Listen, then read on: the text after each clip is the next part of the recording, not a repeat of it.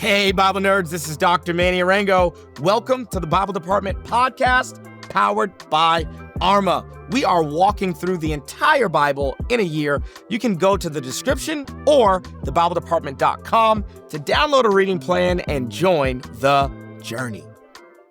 To all my fellow pastors, I've got a question for you. Does your city know that your church exists? Listen, I get it. You're preaching, you're leading, you're discipling, you're doing ministry. We are in the same boat. And let's be honest, social media and marketing, not your strong suit, not mine either. And that's probably the last thing on your mind. And that's why we chose to partner with Church Candy Marketing for our church plant, The Garden. We out here, y'all. They help churches get more actual guests walking through the doors on Sunday without you or I having to stress over ads or algorithms or trying to crack the social media code. Right now, Church Candy is helping nearly 400 churches reach their communities with simple invite ads, and it works. It's super effective. I can tell you from firsthand experience. So if you're tired of being your city's best kept secret, how about you do this? Go to churchcandy.com/Manny and book a free consultation, book a discovery call. Their team will break it all down and show you how to start seeing new faces at your church this Sunday. I'm in the trenches with you, trying to grow the church. And how about we just start a whole campaign? No more empty churches. So let's partner with Church Candy and get our churches full for the glory of Jesus. Let's go.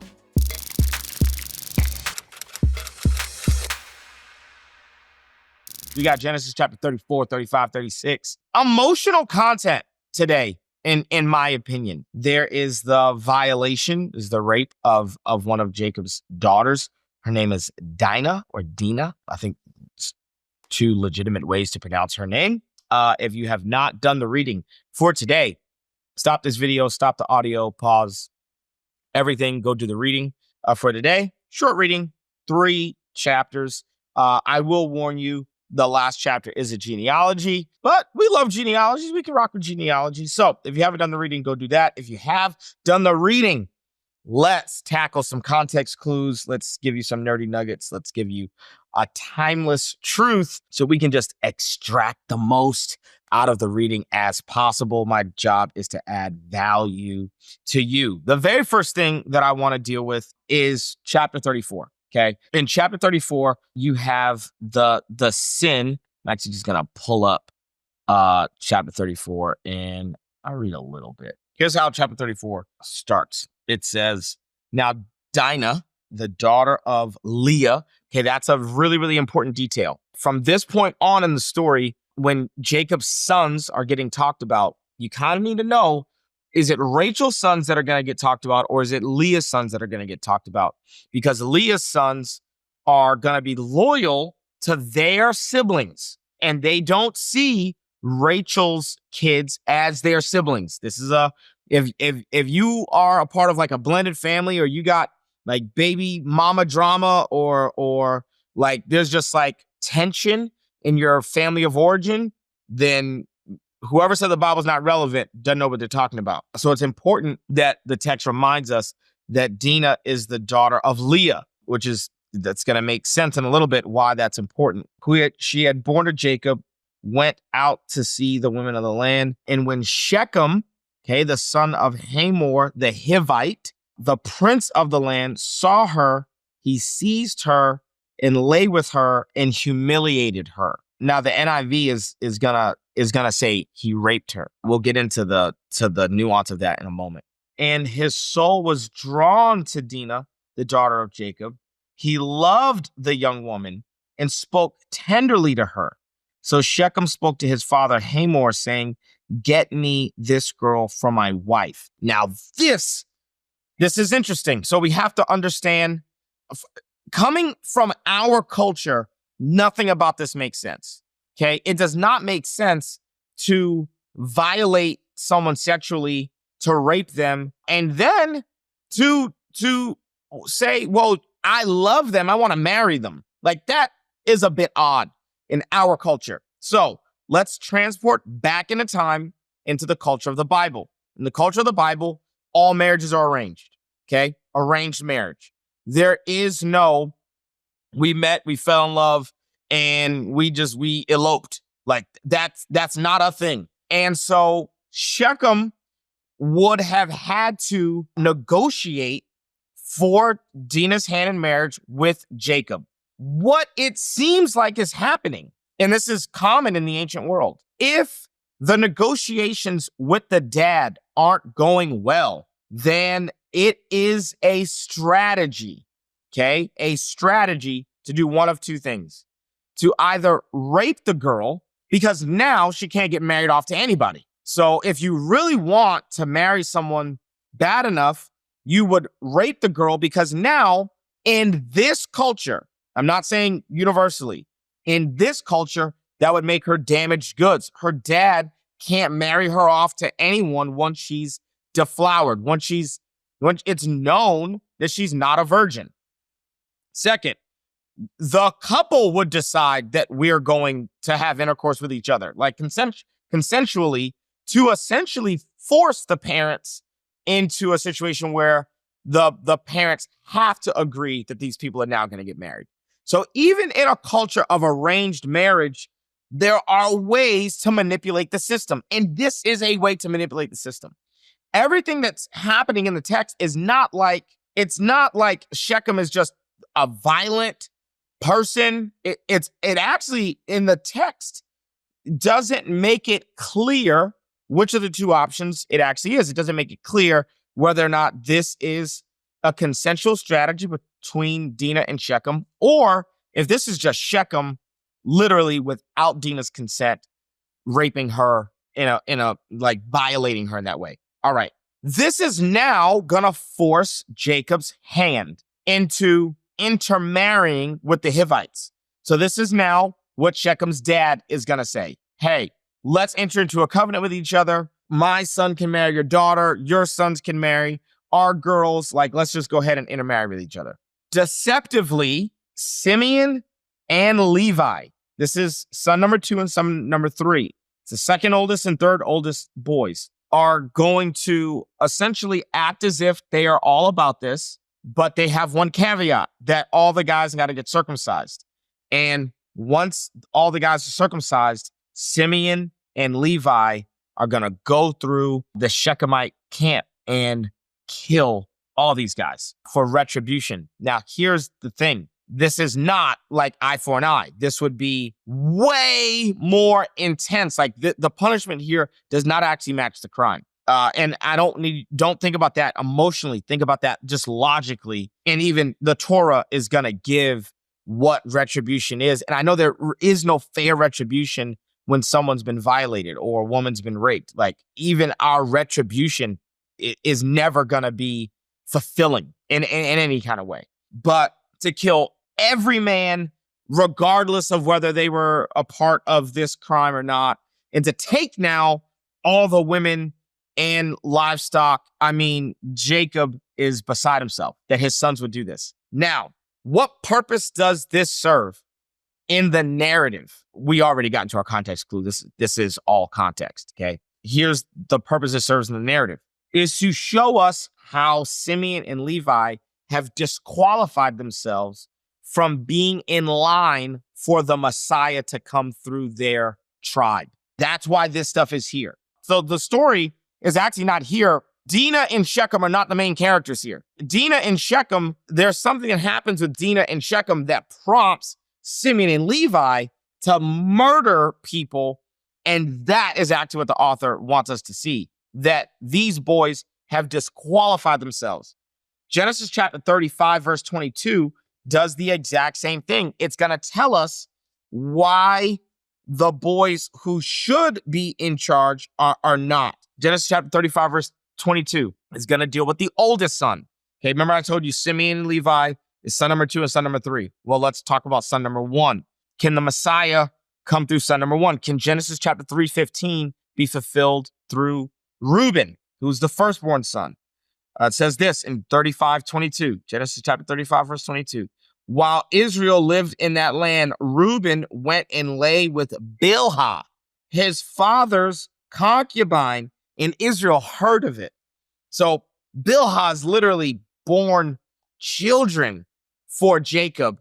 And now you have the oldest boy who has now slept with his father's concubine, which would have been, remember, when Leah and Rachel are given to Jacob in marriage, they both get a maidservant, which is Bilhah and Zilpah, and Bilhah and Zilpah end up having children for Jacob as well.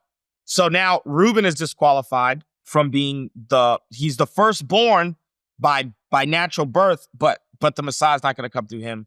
Neither is it going to come through Simeon and Levi. And a little bit later, we're going to get a story about Judah, who ends up having sexual intercourse with his dead son's wife, who he won't give to his other children, and she pretends to be a prostitute. Essentially, these stories are showing us why is Reuben not going to be the lineage that the Messiah comes through? Why is Simeon not going to be the lineage of the Messiah? Why is Levi not going to be the lineage of the Messiah? Okay, now let's kind of get into some nerdy nuggets. So that's context. In the ancient world, since marriage was arranged, part of the way to manipulate the father of the bride or the parents was to have sexual intercourse. It's essentially like saying, you know what? I'm going to go into a store and I want a discount on these jeans. So I'm going to take a Sharpie into the store and I'm going to deface the property so that I can get a discount on it. This is why Simeon and Levi, the words that they say are, how dare you treat our sister like a prostitute? Because now that he's violated her, humiliated her, he knows that she can't be on the market for anybody else. She can't be available as a bride to anybody else, which means that they can drive the bride price through the roof and Shechem will pay it. And that transactional nature of, you had sex with our sister so that you would have to negotiate, that is essentially, they're saying that that's prostitution. You don't rape a prostitute in the sense of like just violate, just have sex against her will. The reason they compare this to prostitution is because Shechem knows that he's driving Jacob's hand to the negotiation table. In chapter 35, Jacob is now going to have to go to Bethel. And the Bible says this is actually Yahweh appears. Now remember, back when we got the vision of Jacob's ladder, the ziggurat, Jacob made a threefold promise. He said, God, if you protect me on this journey, if you're with me, you'll be my God. I'll profess your name everywhere that I go. I'll come back here. I'll build an altar and I'll give you a tenth of everything that I have. And so chapter 35 start out with this. God said to Jacob, arise, go up to Bethel and dwell there. Make an altar there to the God who appeared to you when you fled from your brother Esau. He's saying, hey, you haven't fulfilled your part of this covenant. You haven't fulfilled your part of the vow. I need you to go back to the place where you got the vision of the ladder, where you got the vision of the ziggurat. Go back there and actually do the thing that you told me you were going to do. So what does Jacob do? He collects all the idols from everybody. He says in verse 2, put away your foreign gods that are among you and purify yourselves and change your garments. Then let us arise and go up to Bethel so that I may make there an altar to the Lord, to the God who answers me in the day of my distress. Get this, verse 4. So they gave to Jacob all the foreign gods that they had in the rings that were in their ears. Jacob hid them under the terebinth tree that was near Shechem. Now, why is this relevant? Well, because the thing that you're supposed to do with an idol is destroy it, not bury it. So what Jacob does is he buries it in the ground. He hides it. This is the exact same language that Judges is going to use for Achan. Achan took some of the devoted things for himself and he hid it. He buried it. This is like the parable of the talents. What did the wicked and lazy servant do? He hid it. That means he buried it. So Jacob doesn't destroy these idols. He hides the idols. He buries the idols, which immediately tells you this is not what you're supposed to be doing. Okay. That's our nerdy nugget. And honestly, that could be a timeless truth because there's lots of things that God has asked us to destroy that instead of destroying it, we just hide it. And Christians learn how to hide things really, really well. Our way of hiding it is to bury it. Bible Department family, my brand new book, Crushing Chaos, is out. And the trailer is fire. But you don't have to take my word for it. You can watch it for yourself right now. Yeah. What if I told you dragons were real? For the original audience of Genesis, dragons were a common symbol that represented chaos. Dragons were normal in the ancient world, and so were the deities that conquered them. The Babylonian god named Marduk conquered the dragon named Tiamat. The Egyptian sun god named Ra had to conquer a dragon called Apep. And the Canaanite god that many of us know from the Old Testament named Baal had to conquer a 7-headed dragon named Lotan. So when the original audience of Genesis heard about a beast tempting Adam and Eve in the garden, they wouldn't have pictured a slithering snake. Oh no. They would have pictured a ferocious chaos dragon. The original audience would only have one question: who's going to conquer this dragon? Yahweh will not conquer this dragon. Yahweh is not like any of the other gods. He is not like Marduk. He is not like Ra or Baal. He has no rival. He has no equal. The dragon is not his adversary to conquer, but Adam and Eve's adversary to conquer. By partnering with chaos, they became the beast they were called to conquer. Who will conquer the dragon? Jesus crushed the head of the dragon who tempted Adam and Eve, but the monster in the mirror still lives.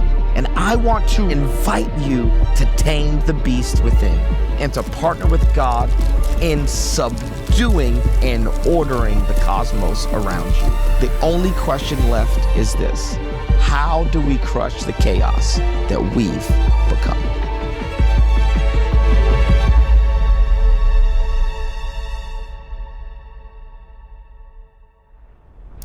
My timeless truth. We're actually going to compare two verses. They get to Bethel, and Rachel is actually going to give birth to her final son. We're going to get into Genesis chapter 35. Genesis chapter 35, and we'll pick up reading in verse 16. Then they journeyed from Bethel. When they were still some distance from Ephrath, Rachel went into labor, and she had a hard labor.